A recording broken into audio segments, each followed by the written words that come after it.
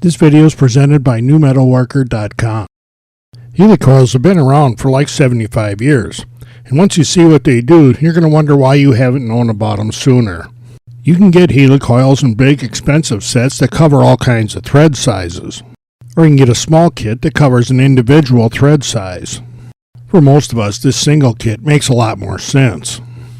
These kits come with several inserts, the correct tap, and an insertion tool. All of this is nice stuff, but it's these inserts where the secret really lies. The inserts are actually tightly coiled, triangular-shaped wire. And at the bottom of the insert is this all-important tang. The insertion tool has a cut at the end that grabs this tang and makes it possible to put this insert into a threaded hole. The other end of the insertion tool is square, so you can put it into a tap handle. The package tells you what size drill you need, but it's also printed right on the tap that's included in the kit. I know that sometimes you can just drill a stripped out hole a little bit larger and tap it for a larger size bolt. But more often than not, the piece that's being bolted on can't handle a larger bolt, or you have to work your way around water jackets and other passages. In all of those cases, and a whole bunch more, the Heli-Coils work great. For example, I was bad and ripped the threads out of this hole. The bolt that goes in here is a 3/8 by 16 thread, so I got a 3/8 by 16 Heli-Coil kit. The Heli-Coil package and the printing on the tap tells me I need a 25/64 drill. And with that bit of my drill press, I start cleaning the hole out. You might be able to pull this off with a hand drill, but I know a drill press is way more accurate than I am.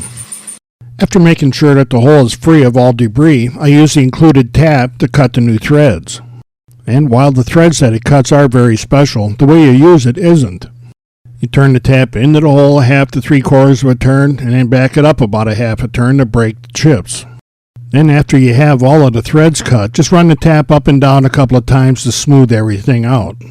When we screw the insert onto the insertion tool, this little cut catches the tang, and that's what lets us screw this insert in. You actually get the insert started just as you would putting any threaded fastener into a hole. As we turn the insertion tool, that tang is being pushed, and that actually makes the insert a little bit smaller in diameter.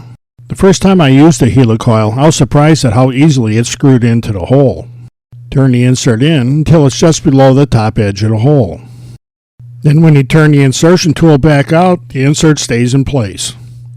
When the insertion tool stops pushing on that tang, the coil expands a little bit and it fits tightly into the threads. All that's left is to check the bolt in the hole and amaze yourself with how easily you fixed this disaster. At the time of this video, these kits cost under $30, but remember you get several inserts so you can fix a bunch of holes.